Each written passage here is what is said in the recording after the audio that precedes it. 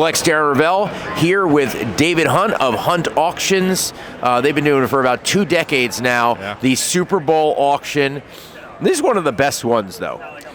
I think so. It's a very unique blend of stuff with obviously game-worn things and things right from NFL auctions program, and it's The hard to believe Steelers it's been stuff. 2 decades. The Steelers stuff is the collection that you got from the Steelers collector.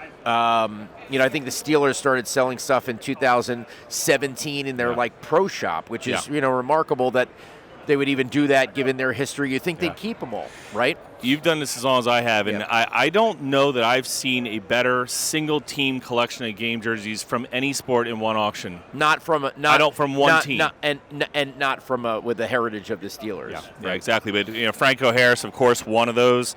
We know the team repairs and just the photo matching, and it's got everything you'd want to see. And if you think about all these years, you'd think he played for a long time, and you'd think the more would have turned up. Look at this. He wore this jersey oh my God, he wore this jersey so many times. It's unbelievable. And now, Do you know how many games this is from? I believe from memory it's matched to 2 games, but that's only definitive. More. There's more, there's no question. And that should be about 50 to 100,000 in the bidding. Yeah, that's pretty cool. One of the coolest things I have ever seen regarding a Super Bowl is this thing right here.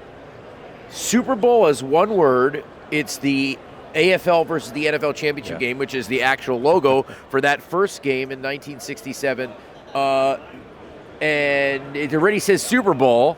Lamar Hunt, Super Bowl came out with it. The Chiefs owner, but I didn't even know there was reference to Super Bowl before 3 when it was officially used. Yeah, I mean, what is this? That's a great question. I mean, the running theory that has got the most votes is it's a telephone pole broadside, which if you look at the size of it, it's about right. And the fact that none have survived, they'd tear them off the poles, it makes sense. But in either case, it's so rare that we in this industry see things that have never been out there before. I've never seen this like you. Right. I've never heard. Nobody that's bid has seen it. It's really, really special. Really cool. Yeah, really cool. 10 to 15,000 was the estimate, but who knows? You never know. Yeah, and I think that's just it. It's what's so fun about the hobby is trying to figure out these unique pieces. We all cards and things that are mass produced are the base of it.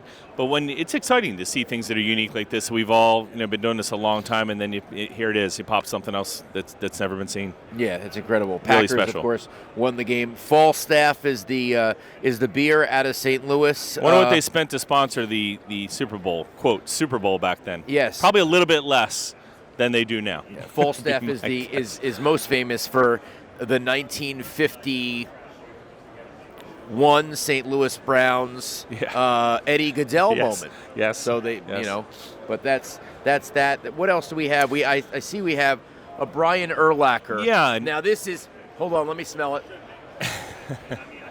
I mean, that is like mildewy. This has never even touched Downy or Bounty over there or any cleaning products ever.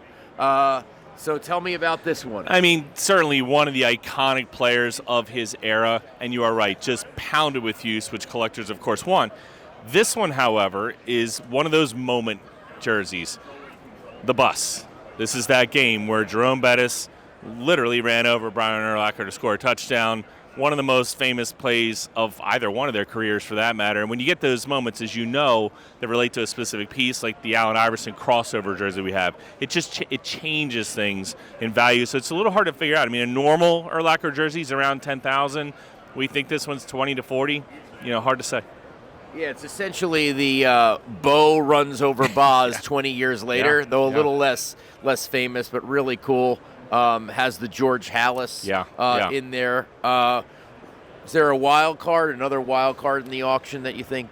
I think that what we've sort of learned in recent years, sort of post-pandemic market, if you will, a lot of the pricing for things that didn't deserve it have settled down. But what I'm really pleasantly surprised by is that the strength of those really blue chip quality items, it just keeps chugging along, and that's really impressive if you think about the run that this industry has had. So I don't know if there's one item, but we look at like a Steelers group like this. That is an amazing group of quality items. Will there be a few that'll go more reasonably than others? I don't know, but it'll be interesting to see. I want to talk about game worn because you have to deal with every couple years. There's consigners that come and they see the market and they're like, well, if you don't get this for us, I'm just not gonna. You're not going to do it. And it seems like game worn is where the challenge is now because they've seen this sold for $1 million, and so it's frothy. And has that been the greatest challenge in the category for consigners? I think so. What we specifically at Hunt Auctions have done and is to be very careful to always base our opinions on reality. I don't know how to say it any differently. So that doesn't mean you're conservative. We can be. We've set records in basketball jerseys, the Ruth jersey at one point. So that's fine. But to your point, if you've got a jersey of a modern player that comes out and it's the first one out there, and there's nothing like a bus game where it's special or unique, you have to be wary that there's at least the existence of 4 dozen others. Yes, existence. That doesn't mean they'll be sold. So when that one brings 45,000 and it should be 12,000, yes, I'm not going to advise that person to not buy it, but I am going to educate them as to what I think that overall market means, because that's better for us. That's better for all of us, frankly. Not everybody does that, So I want to talk about the Martellus Bennett. What is this? Super Bowl 51, the 28-3 game. Yeah. Now, I know that a practice squad player one sold for 70. Mm-hmm. I think that was the first one that ever came out. However, again, you talk about when it comes out, right? And I think another one recently sold privately. This is an immense ring, an amazing ring. It is. Inside it has the "We Are All Patriots" signed by Robert Kraft, and I believe there's so it's 17-2. And New England 34-28. Rings are always very interesting, right? The leaders are the Packers Super Bowl I, which has no real value in diamonds or anything, but could sell for $200,000-$300,000. Yeah. And you got this, which has a pretty high appraisal value, and this is a Martellus Bennett, a starter, right?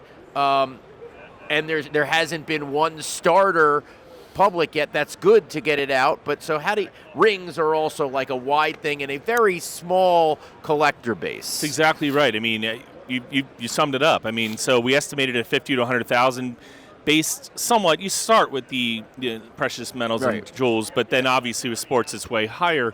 However, that team is such a special team, and I believe that's why you don't see a whole lot of those come out. Guys are also making more. They've seen the stories of everyone else. It's like the autographs are getting more and more expensive because in order to have a guy show up, there has to be some sort of motivation. It's the same thing here. It's just the numbers of rings probably should be less given what these guys make. That's right. And, all these little fascinating nuances that we're talking about are really what drives these prices, and people will try to look between the lines and try to figure it out, but ultimately it's actually pretty simple. A lot of these, how many are out there?